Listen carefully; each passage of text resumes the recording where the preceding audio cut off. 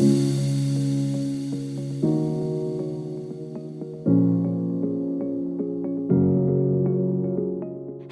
you are watching the Capsule in Conversation podcast, dedicated to women and their well-being.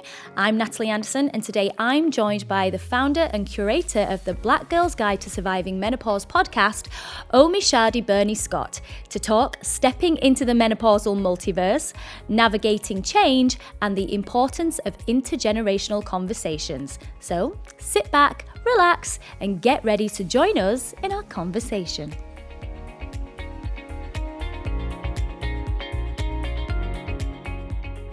Hello all, thank you so much for being with me today. I am delighted to have met my guest in London town as she joins us as part of a whistle-stop tour of the UK from her home in North Carolina. A seventh generation Black Southern feminist, storyteller and social justice advocate, she is also the creator and the editor of the hugely successful The Black Girl's Guide to Surviving Menopause podcast and platform, a multimedia project focused on normalizing menopause and aging through the centering of the stories of Black women, women identified and gender expansive people. She has written for Oprah Daily, Forbes, Vogue, and Alicia Keys' wellbeing platform Key Soul Care, amongst many other publications, and is passionate about creating a new narrative for menopausal women. I am absolutely thrilled to welcome her today. She is an absolute joy. She is the brilliant Omisade Burney-Scott. Hey, Natalie, how are you? I'm very well, thank you. I'm really happy to be here and also to be here in person. Like, this is kind of a sweet spot right now. It's so lovely to welcome you in person. And we just said this, we're kind of doing a little bit of a change over here because you are my first lovely American guest. And you're my first in-person UK interview. So this is like a real precious moment. Yeah, thank you so much. And how are you enjoying London? Oh, I'm having such a good time. Everybody's been really lovely. The Airbnb where we're staying is like staying at our auntie's house. And we've been eating really good food. And everywhere we've gone, folk have been very sweet. So it's been great so far. I'm really enjoying myself. And I'm particularly proud because you did tell me that you had a Yorkshire pudding. I did have a Yorkshire pudding. I was confused. You know, when someone says pudding, I'm thinking, moist. I wasn't thinking puff pastry. And so I was confused. But it was really good. We had a roast. So we had the puff pastry, we had potatoes, we had beef, we had pork. It was really, really good. Like, everything was good. Like, we kept saying to our server, this is so good. She was like, I'm glad you enjoyed it. And I'm really glad as well. I'm so thrilled. I am so thrilled to welcome you here today because one of the things that we've talked about a lot on this podcast is perimenopause and menopause. And I know that's something that you are really passionate about, kind of opening up this conversation. And it being a diverse conversation as well, because for us, I think what I've realized is we tend to see this very much through a white woman's lens. There's not enough conversation about the experience for Black women. I mean, if you can just tell me about your own experience, kind of what you knew about menopause before you went into this kind of transitional phase. Sure. I will be 56 on April the 18th, and I started my menstrual cycle October 31st, 1979. So whenever I think about my menstruation, menopause story, I take it back to when I first started my period. Because I think we compartmentalize our relationship with menstruation and our periods. And then when we get to menopause, it's almost like, and now you're at the menopause, as if it just kind of snuck up on you. And unfortunately for a lot of people, it does kind of feel like you've been snuck up on. But for me personally, that journey that I had for about 43 years, 43 years I had a menstrual cycle. It was, nothing extraordinary, nothing exceptional. It was fine. I was prepared for that, though, because my mom was a registered nurse. And so my mom did this really, really good job of talking to me and my younger sister about our bodies. She didn't use the language you use today. She was a woman of a different generation. But she certainly talked about autonomy and agency the way I understand it now. Like, this is your body. This is what's going to happen. No one is allowed to touch your body, not even me or daddy, without your permission. She just gave us a lot of really good information. And unfortunately, my mother passed away when I was 31. So I feel like the conversation that we would have had, we didn't get to have physically. Though I feel her energy and support and love around me still all the time. I really wish that I had been able to sit down across from her over a glass of wine and say, this is different. Yeah. This is different. This is very different, Mommy. This is very different. But I didn't know that menopause actually is on a spectrum. And that you don't go full on into the menopause, that you actually have a pregame, which is perimenopause, right? And that can last quite a while until I had a pregnancy loss. I experienced a pregnancy loss at 40. And when I went to see my OBGYN, she said, well, this is not uncommon for perimenopausal women. And I was like, this is not language I don't know that word. I've not heard this word before. And so we were talking about the fact that, scientifically, physiologically, you are born with your full complement of eggs. So all the eggs you will ever have are with you the first moment you take your breath. And they age with you. So as you get older, your eggs get older, which means also as your hormone levels are changing, your menstrual cycle might start to change, you might also find yourself pregnant at 40 or 41 or 42, which actually was the case for me, my college roommate, and my sorority sister. We were all pregnant at the same time, 40, 41, and 42. This was my second pregnancy. My oldest son is 31. And so it was that began this process of me understanding, this is much more of a spectrum than I anticipated. And that your hormones are also still navigating and shifting even after your menstrual cycle ceases. And so I am technically considered postmenopausal. I have not had a menstrual cycle since 2013, but I also know that my body is still being flooded with hormones, and that as I navigate and as I get older, my body is continuing to give me information around what I need to feel healthy and grounded and well rested and feel at home, inside my body. Yeah. This is the thing, like you said, that spectrum. A similar thing kind of happened to me, and I've discussed it a lot on this podcast, where we had a doctor in right back on series 1, and we were talking about fertility, and I'd kind of said, I'm just feeling a bit off, and I was 38 at the time. And she was like, oh yeah, it could be perimenopause. I was like, I'm sorry, what is this word? Exactly. I've never heard this word before. And then it was like she lifted a lid, and I was going, oh my God, like this is potentially 15 years plus. Why don't we know about this? Why don't we know about this, Natalie? Why don't we know about this? Why don't we know? And I think then you start asking all these questions going, so hold on.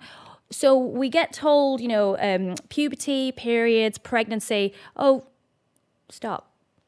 Good now. Yeah. That's it. So you fall off a cliff. Is that what happens? Is that what happens? And I know obviously for you, you're really passionate about kind of going, hold on a minute. No, we don't just fall off a cliff. There's a term that you use that I loved recently, which is like the new iteration of you. Yes. And I love that. Yes. And it kind of makes me feel more empowered to think, actually, what a wonderful way to think about it. And what you were just saying then about kind of this constant evolution and our bodies constantly changing, even post-menopause. Absolutely. What was it for you then that kind of, what was the turning point, the moment where you said, actually, I want to create this podcast. I want to create a platform. I actually have been working in not-for-profits, NGOs, since 1995. So a lot of the work that I do in community is centered around social justice, right? So economic justice, racial justice, gender justice. I've also done quite a bit of work around reproductive justice and protecting the reproductive rights of women and women-identified people. But in 2018, I found myself at a really burnt out place. I felt really crispy and tired. We also lost our first sibling, and our parents had been ancestors for a little while. And as much as you can get used to your parents not physically being in the world, you kind of learn how to navigate. But when a sibling passes, it's almost, not even almost, your mortality really does kind of sit down on the bed beside you and say, so how you doing? And that's how it felt when our brother passed away. He passed away unexpectedly. He was older, but it was still unexpected. And I think the universe was trying to give me some options. You know, like I had gotten divorced. I was working in a national organization doing a lot of travel. My oldest son had graduated from university. My youngest son was getting ready to start middle school. And then my brother passed away. And I feel like the universe was like, wouldn't you like to slow down for a bit? And I was like, yeah. But I don't know how I'm going to do this. And so what I ended up doing was taking a sabbatical, and I used Patreon. Now, my oldest son turned me on to Patreon. I had no idea what it was. He was like, Mommy, you should do a Patreon. I was like, I don't even know what that is. And he was like, it's crowdfunding. Don't worry. I got you. I'll help you out. I was like, thank you. And so he helped me get the Patreon set up. And I literally reached out to my community and said, listen, y'all, Omi's tired. I can't do this. If I continue to do this, I'm going to be unwell. And I'm coming to you and I'm being vulnerable about where I am. And the community response was overwhelmingly enthusiastic and generous, which allowed me to take a full year off of work. And that's how the Black Girls Guide was born. Because I wanted to talk to other Black women who kind of live at the intersection of either social justice work or creative work, community work, public service, and be like, how are you doing? Yes. How are you doing? How are you navigating this? What does it feel like to have been married 60 years? What does it feel like to, move in the world and you don't have children and now you're aging? Like, what are your plans? How are you taking care of yourself? Things like that. And I talked to Mariah, who's our producer, and I said, I want to do this thing and I feel like I should capture it. And she said, you should do a podcast. Yeah. And I was like, that's a great idea. She's like, you should call it the Black Girl's Guide to Surviving Menopause. I said, that's funny. That's true. And so that's our origin story. That's kind of how we were born. But I realized that not everybody likes to listen to podcasts or even watch conversations like the one we're having right now. Yeah. So we wanted to find other ways to engage people, which is how the intergenerational conversations were born. And we would bring it to the community and we would invite folk to this very intimate setting, come up with these really delicious guiding questions that are not age specific, right? Yeah. It's questions around, where were you in your body 10 years ago? I don't care how old you are. If you're 30, 40, 70, or 90, you can think back to how you felt inside your body 10 years ago, how people experience pleasure, people's relationship with grief and rage, joy, creativity. And we put people in these intergenerational circles and they would talk for about 45 minutes to an hour with each other. They choose their question and they talk. And you could just see the light in people's faces. And also, you could also see people thinking like, this is a conversation I should probably have with my daughter or my mom or my best friend or my partner or my husband or my wife, which led us to where we are today. We are in season 5 of the podcast. We've done 9 intergenerational gatherings over the last 4 years. We started publishing a zine because we're quirky. And we wanted to find another way to offer some amazing beauty from the Menopausal Multiverse. So we started a zine called Messages from the Menopausal Multiverse, which is not about menopause at all. It's really topically offerings that we feel like would make people feel loving or calming or connected. So the first year we did it right after George Floyd's murder, and we really wanted to offer a balm to the Black community to say, you actually know how to keep each other safe. You know how to take care of yourself. Tap into that ancestral energy and look out for each other. We can keep each other whole and safe and loved. The second one was around mothering. We have some friends who are in this phase of trying to negotiate either their relationships with their own mothers or their relationship with their children, or do they want to have children? They're not sure. And also recognizing that how we mother each other is not bound by gender or even being alive sometimes. And I definitely feel like my mom still mothers me, even though she's been gone now for 25 years. And then the last thing is that we really wanted to be able to engage in some kind of advocacy and policy work. And I know you all have been doing such an amazing job in the UK of elevating this conversation to a policy level. And I think in the United States, we're still building the bridge to make that happen. And I don't think that people understand that menopause is political, but it certainly is, because how a person navigates their menopause experience is absolutely tethered to all of their identities and work. And if we don't have policies in place to protect folk, whether it's around healthcare or workplace policies, then we have another group of people who are likely going to be marginalized as they get older. And we don't want that. No, absolutely not. I'm completely like with you in that. And I think you're so right in that sense of, of women getting to a point where if they're not well looked after, if they're not supported, if, what you've created is such an amazing thing. And like, I'm sitting here now and, you're talking about intergenerational conversations and I'm thinking, I want to cry. Yeah, like it's a very special thing. And to bring people together, because I think in this modern day society, we don't have those, we don't have the options necessarily to do that unless it's provided for us, unless somebody like yourself, comes along and goes, no, we're going to put you all together, share stories, share experiences, and we can learn from each other. We can learn from our older generations and older generations can learn from the younger generations. Now, unless somebody puts that in front of us, we are so segregated all the time that we don't have that kind of, that fluid conversation. And so when it comes to, like you were saying about policy, then we get a group of women, like you say, who are then marginalized because they're basically stepping away from jobs. They feel like they've lost their confidence. That's right. They can't, they don't feel supported. It's so important, isn't it, that we do kind of have these conversations that we're having now to go, it doesn't just stop. It's like it's a continuation and it doesn't have to be just a woman's conversation either. It shouldn't be. It shouldn't be. And I think that's confusing for some people. Like, that's really interesting. When we started the platform, I had so many people say to me, well, this is not really about me because I'm not that old yet. And I'm like, if you have a uterus and ovaries, you should start having this conversation like now. Or they would say, well, this is going to be something for my mom or my wife or my aunt. And I would say, if you're living in a house with a person who's perimenopausal, it impacts you as well. So to have a more intentional, thoughtful conversation exchange where the person can actually be very honest with you about what they don't know. Because more often than not, and I don't know if you feel the same way about the people you have conversations with, so many people say, I don't know what's happening to me. Yes. It feels like the pretty persistent theme is, oh me, I don't know what's happening to me.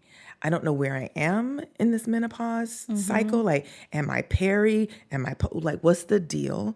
A lot of people feeling like they're coming undone, which I say, like, if you are going through this wildly transformative experience, it might feel like you're coming undone because you are shape-shifting into another iteration of yourself, and that you deserve support as you're navigating that. So there are people who felt like their mental health was like not good, that their mood was not good, the fatigue, the brain fog, the hot flushes, the night sweats, the anger, the rage, the rage, and feeling like, how can I explain to somebody and they would understand what I mean and I not feel judged for that? And so we like to say, you're safe with us, come on and hang out with us on the dark side of the moon. It's okay. We set it up as glamping. It's very nice. We've got something to drink, something soft, some good music. And more than anything else, you will never be judged for being a human being. You will never be judged for your body changing and you having not been informed about that change and now are trying to figure that out. Because menopause is a physical experience, it is a cultural experience, and it's a political experience. And so we know that the patriarchy and a lot of ways that we've kind of internalized what it means to be a woman, what it means to be femme-identified in cultures that have very specific rules or standards. When you're looking at that and you might not see yourself, or you're looking at that and you're like, that's not explaining to me what's happening. You deserve to be in a community of people who can say to you, this was my experience. I'm not sure if it's helpful or not, but here's some suggestions I have. And I tell people all the time, I'm not a doctor. I don't even play one on television, Natalie. But what I do want people to feel like is that they have access to enough information to make a decision with their doctor and their family about what they need. They're armed in a way of kind of having the right information, the right tools. And because, for many women, for many communities as well, menopause is just not discussed because there's a level of shame, of stigma. So sometimes I've found it difficult where I've wanted to have this conversation with certain friends of mine and they're like, whoa, we don't talk about this. Yeah. Like, I don't want to talk about this. Yeah. But we need to talk about it because, as you say, somebody could be going through something and absolutely not have a clue. That's right. Put it down to something else, be misdiagnosed, That's right. and potentially lose a good chunk of time or go down a road that's not necessarily for them. That's right. But how do you do this? Like, how do you break down the stigma and the shame or try to help people that do feel that shame? Yeah. I think we try to be intentional in a couple of ways. One is we're very intentional about the voices that we're going to center. So over the last 4 years, we have interviewed, the oldest person we interviewed was 89. The youngest person we interviewed was 29. And I think that's important for folk to kind of hear that. It's like, what do you mean you had a 29-year-old? It's like, yes, this is a person who had a full hysterectomy. It was gender affirming surgery, went immediately into menopause, and the doctors did not tell them. Yeah, we've heard this right? before. And so then you wake up with hot flashes and you're just like, am I dying? Again, what's wrong? Yeah. Right? And it's so upsetting to find out on the back end, oh, well, you could have prepared me for this. Like, you could have told me this.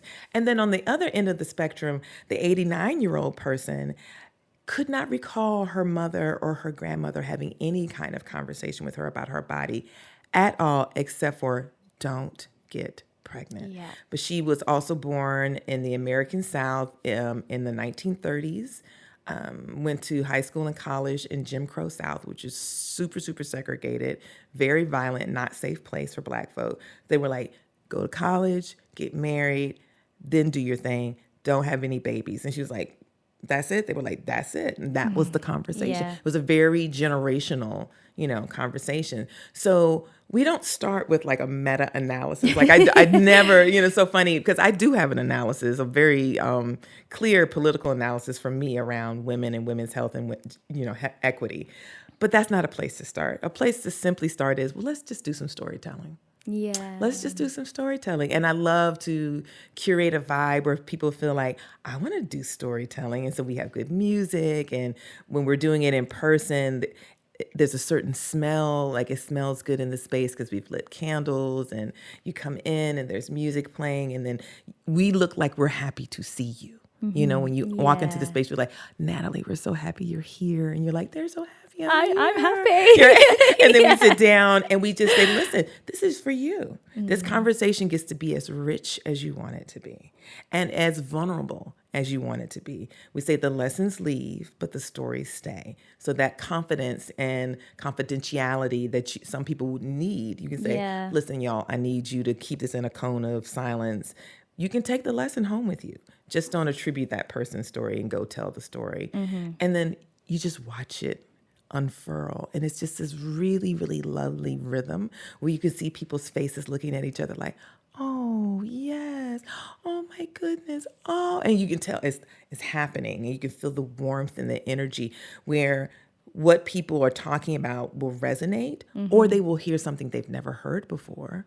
And it turns them onto a different way of thinking, which is ultimately what we want as well. So I think that my training in a model of organizing called popular education that was used during the civil rights movement in the United States to work with people who were living in the South who were not literate, who couldn't read.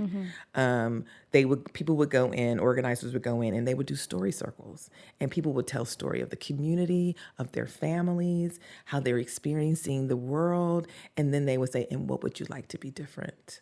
Like after the storytelling, not come in and say, this is a problem, this is a problem, this is a problem. Don't you want to do something about it? It was more so, how do we develop a relationship with you? How do we give you space to tell your story and to listen to other people's stories? And then how do we say to you, well, now, what's going on and what would you like to do about it? And how can we help you? Right? It's so fascinating listening to you say that because from an acting perspective, we talk about the fact that drama is used quite a lot in drama therapy of when somebody can't quite find the words, that's right, but they can role play it. Absolutely. And then they can do that and they can find out kind of themselves or they can see, they can play out a scenario that's happened. Yes. And like you say, pinpoint that moment that's and go, right. actually, this is where we need to change. That's This right. is where we can create change. That's right. And it's fascinating to hear you talk about it like that, because essentially I think we need more of that. I think we need more of that kind of in our UK framework, really, to look at a more artistic way of dealing with important social issues and putting that into, you know, communities. We've definitely seen people be more open than they expected to be at the beginning of an event. And they're like, I cannot believe I got so vulnerable with these folk. And some of the folk they might know and they might not know. But when you were talking about drama, and as an actress, there is something called pedagogy of the oppressed and theater of the oppressed, right? And that's another way to get at working with marginalized communities to help them find their voice, because they have a voice and they have a story. And what they need oftentimes is an on-ramp to action, or an on-ramp to advocacy. And I think story, which is why we say we are a culture and narrative shift project, I think story is the perfect bridge. It humanizes the data. So whatever policy work that might happen in Parliament, whatever policy work that might happen at the federal government in the United States, you have to humanize it. People need to know who we're talking about. We're talking about her and them and they. We're talking about all of these people. And if you invisibilize those people, then you're going to end up with a policy that's actually not serving all of the people. And we definitely don't want that to happen. So we're very unapologetic about centering marginalized voices. We're like, we can't have another, cultural movement happen in the world and have marginalized people still left at the margins. That's just not that makes no sense to me, because we're in a different place. We're 2 years away from 1 billion people all over the world being menopausal. 2 years. Yeah. Where is the conversation with the WHO? Where is the conversation with the UN? I'm waiting for the invitation to the conference. Like, where's the conference that we're having about this? Why is there still at this point Sure. so much like information that's lacking, and like globally that's lacking? And again, like we've said, communities that aren't getting the right like help that they need. And I know, like, I think you're the same as me in terms of podcasting. Is such a brilliant way to reach communities that otherwise wouldn't have access to healthcare or information, but you can go on Spotify, potentially on your phone, or wherever else you get your podcast from, and find out that really vital information, because where you live does have a massive effect on what you have access to, doesn't it? It does, absolutely. I think it's important for us to say that and frame that in a way that doesn't problematize the individual for living where they are or for being who they are, but as context, right? I think context is really, really important. I remember being in the 3rd grade in elementary school, and we got these really thick readers because we were learning about reading comprehension. And at the beginning of each short story, there was always a box, and it said context clues. And it would ask you key questions. Who's the antagonist? Who's the protagonist? Who's speaking? What is the theme? And so I was always diving into the story thinking, who's the antagonist in this story? Who's the protagonist in this story? What are the themes in this story? Because then it would ask you questions at the end of the passage. I think that women's health is unfortunately often devoid of context. Yeah. And so when you show up at your doctor's office or your healthcare provider's office, if they're not interested in the context of all of who Natalie is or all of who Omi is, then how are they going to provide you with the care that you deserve and need? They can't, because they're making assumptions. They're going to look at you. They're going to like, oh, I know who this person is. But they haven't asked you any questions. And not just physical questions around your medical history. Does anybody in your family have a history of cancer? Well, yeah, but I also do all this work, and I have these 2 amazing boys, and I do this. And so I'm grateful that I have the doctor I do have, because I've gone to the same doctor for almost 22 years. And he's really funny. He's like, you're going to save the world, and I'm a doctor. I'm like, I'm not sure I'm going to save the world, but I'm definitely going to do my best to be a part of whatever is going to be saving the world. And he's like, and I need you to be healthy. And I'm like, okay, that's fair. We can totally do that together. So he's Team Omi. Yeah. And I appreciate that. Yeah. Definitely. I mean, you're right in the sense that, you do need to be healthy, and you do need that context, because when you're going to go into a doctor's office, like you've just said, you need to be able to kind of put all of the markers in place to get a proper diagnosis. And obviously, sadly, we know that not a lot of women don't get that. They don't. And they don't know what the symptoms are, and they don't know what kind of they're experiencing. For you personally, you know, how do you look to navigate through this and like be as well as possible? Yeah. You know, for if anyone was thinking like, I'm not sure if this is me or not, and obviously each woman's experience is very different. Right. What have you noticed, and what would you go to or look Sure. at? You know, one thing I'm very, very grateful for, Natalie, is I have an amazing group of close friends. Like you met my friend Lee. I have folk who have been in my life for 40 years or more. So I met them when I was a girl, you know, and they're my line of first defense in any situation, oftentimes, where if I'm grappling with something or I'm excited about something, I'm going to share it with them because they allow me to process with them without any judgment. And they will ask me, what do you need? Do you just need me to listen? Are we celebrating? You know, are we problem solving? Like, what do you need? And if I say I need a problem solve, they give me good things to think about, good questions. And I do the same thing with them. And so one of the things that kind of has happened as a result of me having this really close group of friends is that I kind of offer to folk that same kind of energy with the platform. And so if someone's saying, you know, my doctor's kind of dismissive, or they're so quick, I feel like I'm in and out in 20 minutes and they haven't had a conversation with me. And one of the things my sister circle and I have talked about is, what are your top like 3 things that you want at the doctor's office? You want to go in with what you want to ask about, right? What's the priority? What is the priority? So we can talk about that. Second thing is, ask them, do you have time to speak with me? And if they don't, can we schedule a follow-up appointment? Because I need to talk with you. And then 3, what are all of my options? Not just the options that you feel like are the best, but what are all of my options? Because ultimately, I need to make a decision around the best options for myself. And I do that with my girlfriends. They do that with me. And I really love that we have that kind of relationship where we support each other. But I'm also a very spiritual person. Yeah. And so I have a really strong spiritual community that allows me to kind of connect with people in a spiritual way around things that I'm celebrating, that I'm grateful for, and things that feel challenging that I think are lessons and giving me, again, more information about myself and how I can choose to show up, you know, in a more grounded way. And then I think the other thing that grounds me is definitely my culture and my community. Growing up in the South as a Black person is complicated, and the South has a very complicated history. And I love being a Southerner.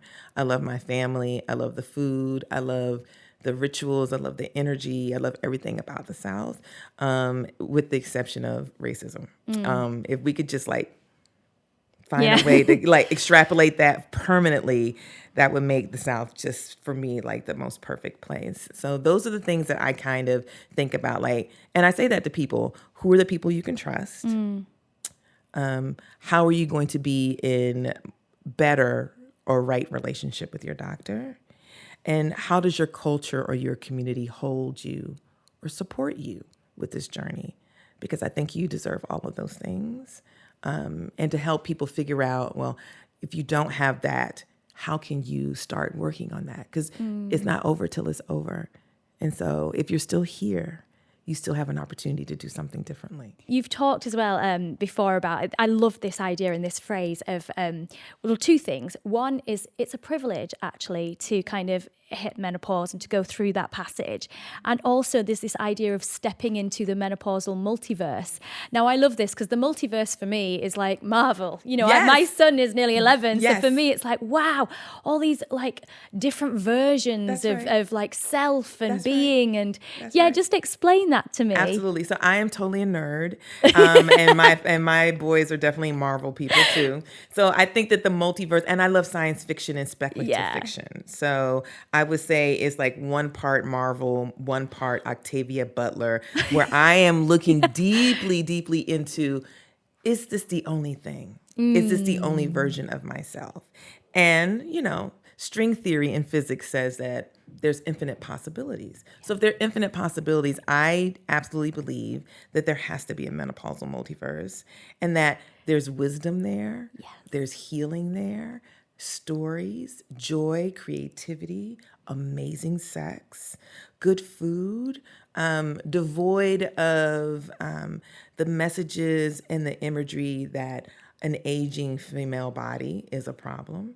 That doesn't exist in the multiverse. I'm there.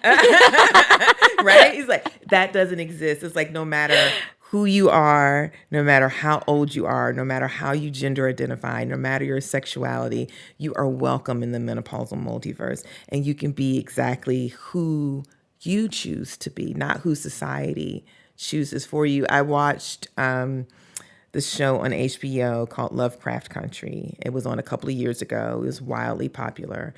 And the actress Anjanou Ellis played this character called Hippolyta Freeman.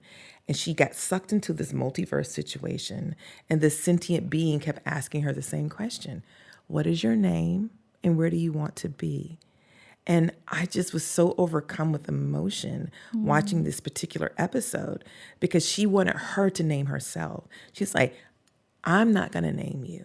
You get to name you and you get to choose where you want to be. And once she figured out that she wasn't in harm's way, that she wasn't in peril, she said, I'm Hippolyta and I want to be in Paris with Josephine Baker. And the next thing you know, she gets snatched through this like time warp and she's dancing in Paris. So I just think that so much about empowering people that leads ultimately to a more liberated, free person is to remind them you get to name yourself and you get to choose where you want to be. And you deserve the help to get to those places. The expectation is not that you always know how to do it, but that I want people to believe that you can do it. It's totally possible, and I hope that for everybody. I completely agree with you. Completely, 110,000%. Like it's that idea of having choice, of feeling liberated, and feeling like who's telling me that this is wrong? Who's telling me that we can't have great sex? Who's telling me that I shouldn't take HRT or I should take HRT, or if I'm 39 or 40 I shouldn't have it? But actually it might be better for me. It might not be, but it might be. At least I've got a choice. It's about having choice, isn't it? I think I'm extremely passionate about that, about women feeling like they've got it all in front of them and they make the decisions. You make the decision. Yeah. And you need enough good information, quality information, to make the decision that makes the most sense to you. Because also, when we think about, there's been several studies that talk about the experience of Black women, Indigenous women, other women of color being different. And so folk like, well, what's different between you and I? Physiologically, nothing. Like there is nothing physiologically different between white people and Black people or Indigenous people. What's different is, again, the context, right? Your family context, your cultural context, your community context, and also how you might be navigating in the world with systems of oppression, whether that's racism or homophobia, or xenophobia, things like that, which certainly is going to increase your cortisol levels if you're stressed out about the violence your family might meet. And if you have sustained cortisol levels or sustained adrenaline, it does damage to your body. And can you imagine having that sustained cortisol and adrenaline level repeatedly, generation after generation, is transferred from mother to child? And so epigenetics is real. Epigenetics is where we understand that trauma can be transferred generationally, but so can the medicine, so can joy. And so what we're trying to help people suss out for themselves is, where are you in your trauma shape? What is your understanding of your menopause journey? And don't you want to own it? Don't you want to be in control of that? And so we are calling on those other versions of ourselves, the Natalie and the Omi from the multiverse, to be like, come on, because they're not judged, so they're just like, we can do this together. And you're like, thank you, let's do this together. And I'm very excited about folk like yourself and other people in the community who continue to use their platform to elevate these conversations, because you recognize that people will listen to you. They'll say, oh, I saw this thing and I read this thing. They may have had the same conversation with their doctor or a best friend, but it didn't resonate. And so when you have a place or a position where you speak and people are listening to what you say, I think it's very important to be mindful of how you present information so people can get accurate information. And like you said, they can get the best information, and that they can then, again, it just comes back to that choice, having the power of choice, so that you can live the best life that you want to live. You don't have to kind of be put into a box, whether that's kind of like, oh, you're done now, you know, in the workplace especially, oh, you should step away now. Actually, you know what? No, I don't want to step away. I really want to. I might be experiencing symptoms. It might be brain fog. It might be rage. It could be lots of different things. But once I've got all that in front of me and I know how to combat that, whether it's exercise, diet, fashion, you know, fun, like expressing yourself in a completely different way that you might not have ever done before. Once you're given all those tools, you can go at it. And like you were saying, you know, step into that multiverse. I mean, I just want to talk to you about your fashion and style sense, because you look so beautiful and gorgeous. Would you say you've evolved as the years have gone by? I thought I had evolved, but clearly my friends say that I've had this fashion sense. I don't think that's accurate at all. I think the 80s were a little sketchy, but I tried a lot of things with my hair and my outfits in the 80s. I was definitely looking like United Colors of Benetton. I looked like a Skittle, you know, just had a lot of different colors going on, hair-wise and clothing-wise. I think that my style reflects who I am culturally. I think it reflects a bit of edginess and also some sensuality. Yeah. I like earth tones and jewel tones. I like bold things. I'm an Aries, born in April, and so I love bold, bright spring kind of colors as well. And I like things that it's part of my pleasure practice. Like you were talking about, you know, there are things that you can do as you get older that you derive pleasure from. And I derive pleasure from accessories, and I call them omi accoutrement. So like my earrings. Oh, I love that. Yes, my earrings and my rings. Like these are things that I feel like are adornment. And I enjoy adornment. I also recognize that part of this is my mask as well.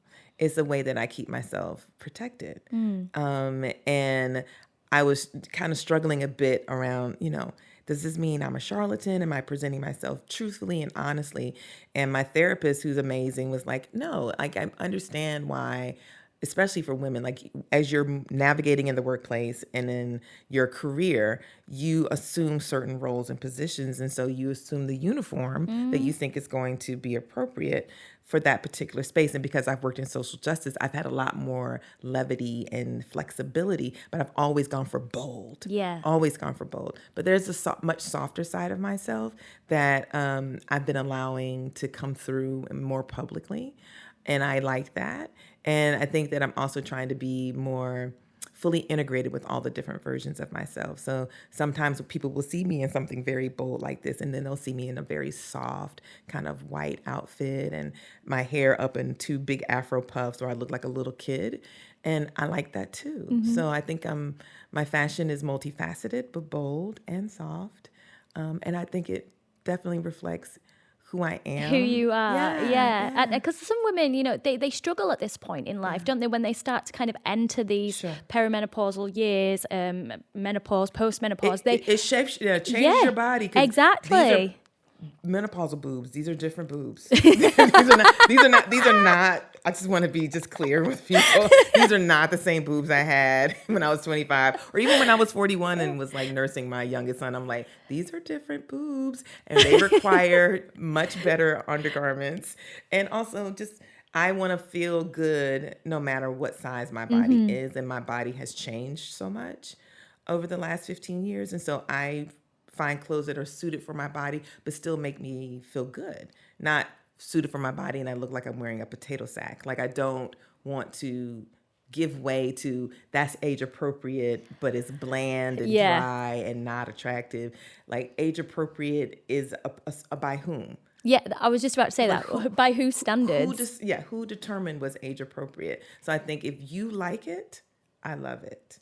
And if you feel comfortable in it, wear it and wear it proudly and be excited and try new things and, be bold and daring in how you show up in the world. I want to encourage that for sure. Yeah, some women definitely get more frightened as their body changes, Sure. don't they? And Yeah.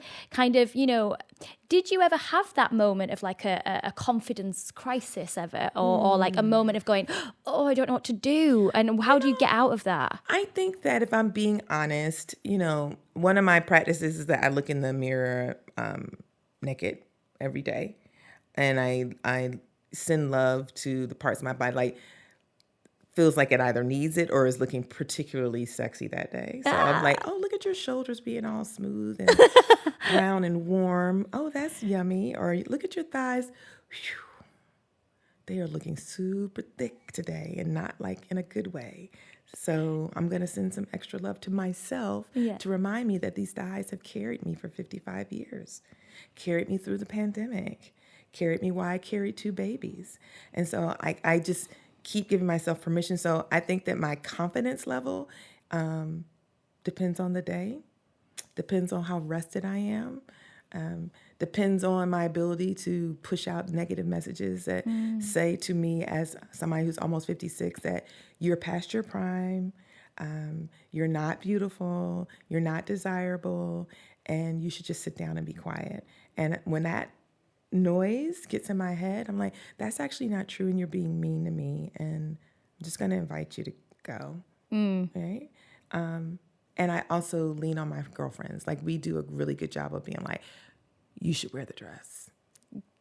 You should wear those shoes. No, that's sexy. No, wear that. If you don't wear that, I'm going to be mad at you. So we really do encourage each other to lean into wearing the things that make us feel really good about ourselves for our gaze, not for the gaze of someone else, for my gaze. I want to look at myself through the gaze of a Black woman and be like, you are so pretty, Omi. I want that to come from me first. And so there are things that I do to like help myself in the days I don't feel good. I just love up on myself really, really hard that day, and I get up and I do it again the next day. I think that having a practice is not about perfection. It's about a commitment. And I have a commitment to living in an embodied, free life. Am I good at it every day? Absolutely not. Absolutely not. There are days I wake up and I'm like, well, that's new. Well, where did that come from? And I'll call my cousin and be like, do you have? She's like, I absolutely do. We're like, that's weird. And so we have this whole conversation around the different ways that our bodies are changing. And then there are days when I wake up and I'm like, you know what? You're all right with me. You're jazzy. And then I'll say to my younger son, Taj, I'm like, I feel kind of jazzy today. He's like, you look jazzy. I'm like, thank you. So I think it's important for you to have good people around you, but the first person who should be loving you is you. 100%. And it is hard though, isn't it? Like when your body is changing, you know, I've had very subtle changes over the last kind of 2 years since I turned 40.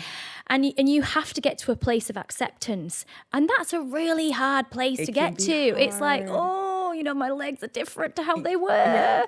You know, I'm not the size that I was. But that's all right. It's okay. And as you say, honoring your body and honoring the fact that, you know, actually I was lucky enough to carry a child, or, you know, this has happened, or I've ran a half marathon, all these things that your amazing body has done. And just taking a moment to go, come on. Now, be grateful, be grateful and be thankful.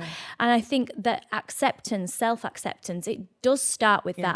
And it can be really tough, can't it? Kind of looking at yourself in the mirror and having that conversation one-on-one. And we all have different lives. You know, I recognize that it's easy for me to say, I want folk to be grateful. But some people haven't felt like they've had anything in their life to be grateful for. And they are moving in the world differently. And what I really want for folk to feel like they have the autonomy to make a decision around how they can live their best life for themselves. Like, I just think that no matter who you are, whether you are neurodivergent or you're differently abled or you're low wealth person who's like been living in poverty, like I feel like there has to be a way for folk to come together to look out for each other and to create pathways for us to take care of each other. Because when we take care of each other, everybody's better. Like literally everybody's better. If we take care of the folk who are most marginalized, everybody's better. And so I try not to be overly enthusiastic or pessimistic in one way. I try to be very balanced because I do recognize the hard things, and they're real. They're not made up. If you think that you've experienced something that's based on systemic oppression, you probably have. It's not made up. It's not all in your mind.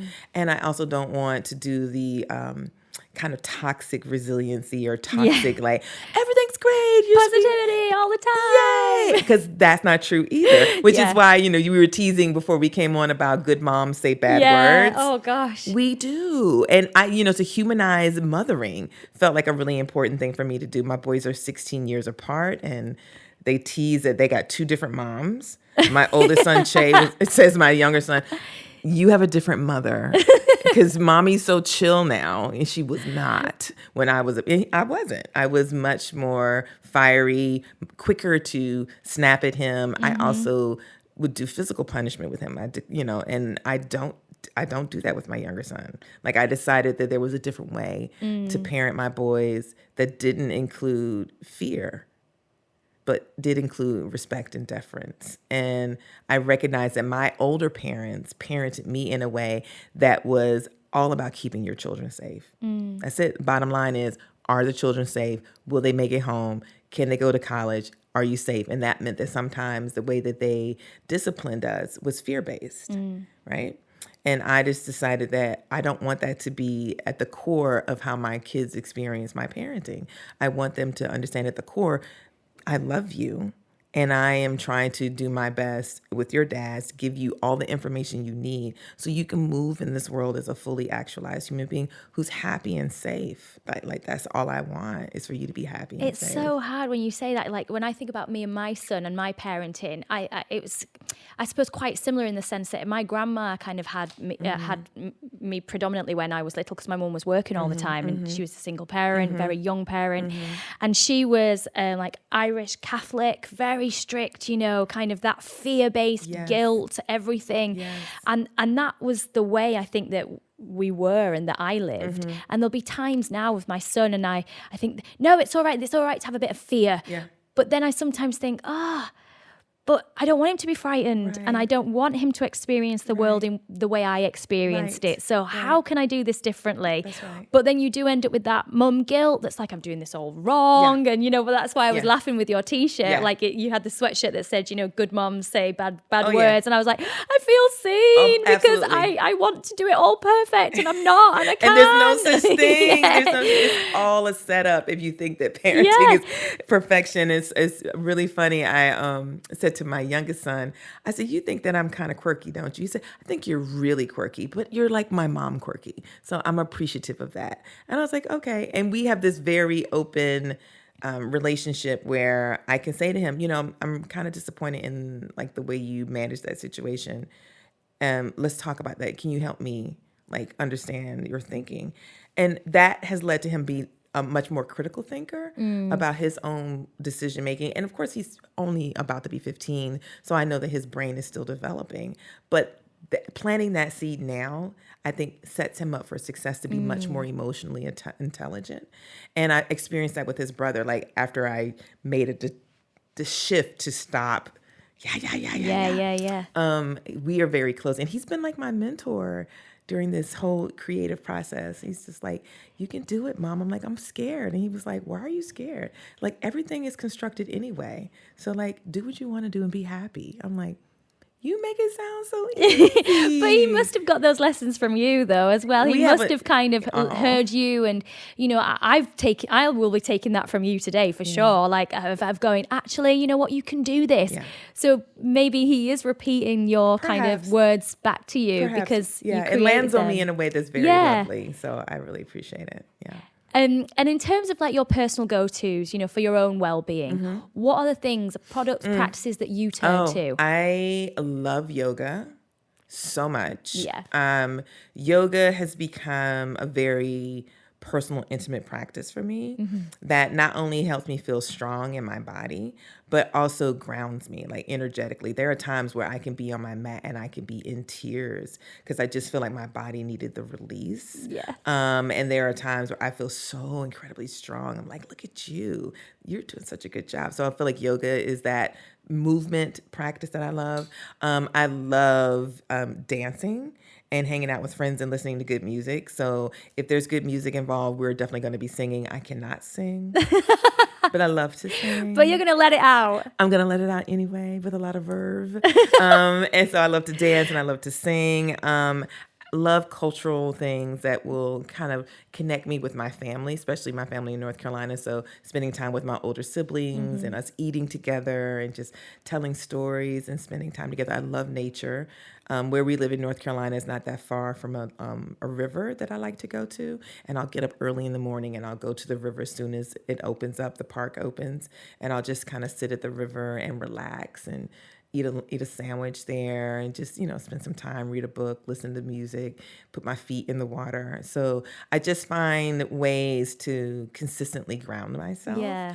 And when the times when I don't feel like it's necessarily working the way that it has in the past, I know that I'm still getting the medicine that I need and that it'll arrive when I really need it to. I feel like we're so similar. Like the things that you've just mentioned, I'm like, all of those. Yeah. Even last week I had a really good cry just because I could feel it building up. Let and I was me let like, it go. do you know what? I'm going to put some music on and I'm going to cry real hard to this Yes. and let it out. That's right. And honestly, I felt so much better. Yes. And I think it's giving ourselves permission, isn't it? Give Yes. yourself permission to feel. Yes. To feel, to share, and to experience. I would say this to you, Natalie. My parents, my mom was born in 1930.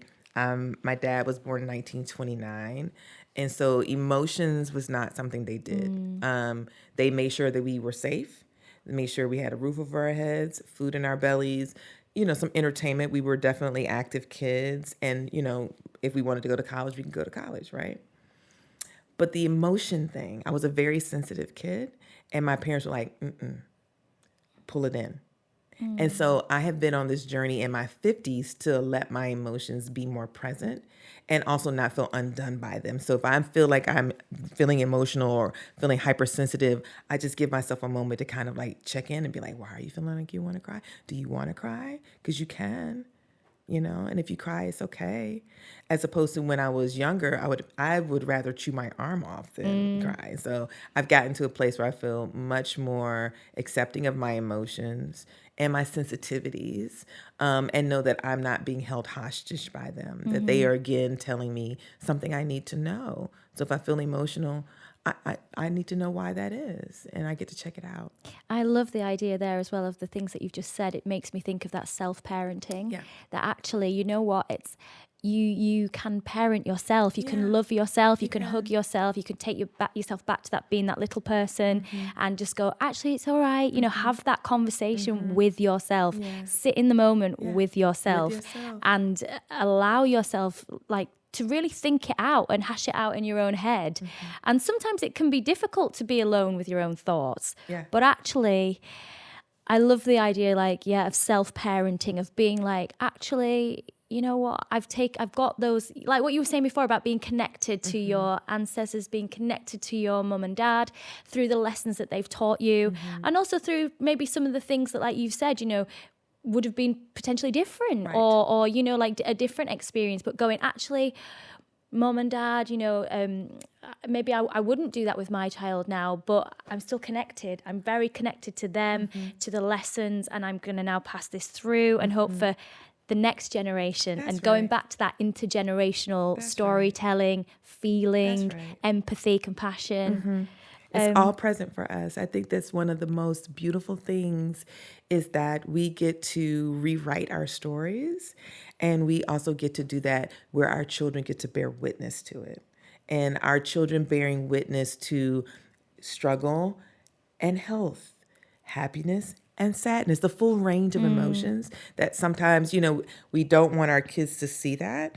And I do recognize that there is like this parenting thin line that I don't want my kids to feel like they have to parent me. Yeah. So while I do make myself way more emotionally vulnerable than my parents did with me, I still hold back because I don't want them to feel like I should then do something to help mom. That's not their role to play. Yeah. So, but I do want them to see when I'm excited, when I'm angry, when I failed, right? When I failed or when I got a hard lesson, when I needed to apologize, I've apologized to them on different occasions around my tone or things I've said. I'm like, you know what, that wasn't okay. I need to apologize to you. And to have your parent apologize to you feels really important to experience that, because some of us can go an entire lifetime and know that your parent probably should have, but never said, you know what, I apologize for that. That was not okay. And I want to make it right. Yeah. And just before we have to kind of finish up, just for any woman out there, that's kind of possibly entering into this perimenopausal, menopausal phase and really thinking, I don't know what to do, I don't know where to go, or help. Yeah. What would you say to them? What would be your words of advice? The very first thing I would say is, I believe you. So whatever you're experiencing, physically or emotionally or mentally, I believe you. I definitely believe you. And the second thing I would say to them, take a breath. Just take a breath for a second. Like, give yourself a moment, and give yourself a moment to think about, who do I trust the most, who I can start sharing this information with? And think about, what are the questions you want to ask your doctor, right? And let your doctor know, I'm experiencing some things I've not experienced before. I need you to walk with me through this, because I'm not sure what's happening. Can you do that? And ask them, can you do that? And if they say no, can you give me a referral? Because maybe you don't need to be going to your GP. Maybe you need to be going to someone else. Maybe you need to go see a reproductive endocrinologist. Maybe there's just someone else who could assist you with what you need, if your doctor's not the person. And if your doctor is that person, but you don't particularly like their energy, then vote with your feet and don't stay. You don't have to be wedded to a doctor because that's where you've been going. You can leave. You can be like, I'm good here. I think we should go our separate ways at this point, because I don't think you're going to be able to help me with this next part of my journey, because you deserve someone who wants to be a part of that journey with you. And then I think maybe the last thing I would say is, there are a lot of resources on Instagram. Check them out and take your time. Folk who have podcasts, folk who have health, conversations, folk who are talking about sexuality, folk who are talking about mental health. There are a lot more things out there than there ever have been. Check it out. Take your time. You don't have to become part of anything you don't want to become part of. You can just take it in and figure out what makes the most sense for you, And I think that's what I would say. Oh. And I would hope that it would be helpful. It's just like, and I hope it's helpful, and just know, hang in there. Yeah. Try your best to hang in there. Yeah. Like you say, it's a long journey, and it's ever evolving. It is. And you're ever evolving. Yeah. And so, be accepting of that. Yeah. I don't want this conversation to end. I love this conversation. Honestly, I'm like, I know I've got to get to the end now, and I don't want to. I will wrap it up, though. Let me just get to the end. Guys, I'm telling you, I didn't want to wrap this up.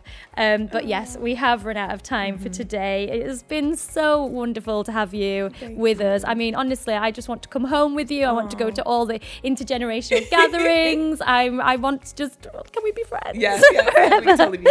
Honestly, it's been fantastic, honestly, just to get your wisdom, your expertise, your experience, and hearing kind of how you navigate through this, and how you're so inclusive of bringing people together through what can be a really difficult time, a very frightening time for many people, but also beyond that, beyond the menopausal multiverse, the work that you're doing elsewhere is just, you can feel kind of how you want people to really feel part of something and part of community, and have that group of people where no one feels alone. And I think that really shines through, and it's something that I'm really going to take away from our conversation today. It's been absolutely wonderful. If you would like to keep up with Omi, then please go and follow her on Instagram at Omisade Burney-Scott, and also at Black Girls Guide to Menopause. You can also follow us as well. Go to our website, www.thecapsule.co.uk, for more fashion, health, and well-being. You can also follow us on all of our podcast channels by going to the In Conversation page. You'll also find all the details to our YouTube, and also you can find us on Instagram at Official Capsule. Please feel free to leave us a direct message, leave us any rates, reviews, questions that you want to pose to any of our previous guests or future guests. So yeah, get involved with us there. All that's left for me to say today is goodbye. So it's goodbye from Omi. Bye. Thank you. And goodbye from me. Bye-bye.